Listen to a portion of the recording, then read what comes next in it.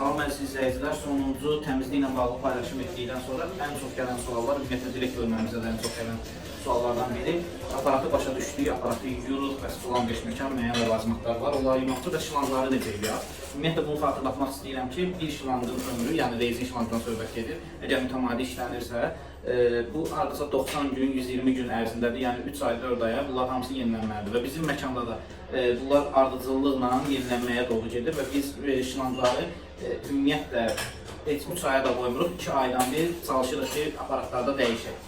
Bunun əsas səbəbi ondan ibarətdir ki, bu rezindir və rezində müəyyən müddətdən sonra istilikdənmi və yaxud da şirənin oraya yığılmağındanmı, ümumiyyətlə yuma zamanı edilən səhvlərdənmi, cırılmalar, aşılanmalar, qatdalanmalar, belə bir problemlər əmələ gəlir və bu problemlərdə heç vaxt aradan qalxmır. Bunu həmişə xatırlatmışıq ki, qəyyən aparatlarında şlanq, yəni markuz dəyişilən bir şeydir. Yəni bunu dəyişmək lazımdır mütləqdə. Amma yox, o 30 günlük, 40 günlük, 60 günlük periyodda təmizləmək üçün nələrsə soruşursunuzsa, mən belə bir üsul sizə deyə bilərəm. Bir dənə böyük bir su motor qabı götürürsünüz, onun içərisinə 40-45 dərəcə temperaturunda suya əlavə edirsiniz və ora ağ sirkə deyirlər, uksus. Ondan bir qaşıq, limon duzu bir qaşıq və karbohidrat, yəni soda bir qaşıq əlavə edirsiniz. Bir də iysiz yuyucu vasitələr olur. Məsələn, bu Feridə də var, Bellada da var, iysiz və yaxud limonlu. Ondan bir balaca əlavə etdiniz, köpükləndirdiniz, şlanqları qoyursunuz həmin məhlulun içərisinə. 40 dəqiqə, 45 dəqiqə qalır, su otaq temperaturuna çevrilənə kimi, 20 dərəcəyə çevrilənə kimi götürürsünüz, yaxşıca yaxalayırsınız 40-45 dərəcəlik istilikdə su ilə.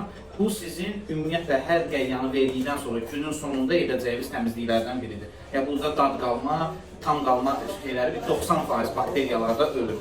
Amma bir variant da var, o biraz bahalı variantdır. Məsələn üçün müəyyən aparatlar var, buxarlanma aparatları, onunla da siz təmizlik edə bilərsiniz.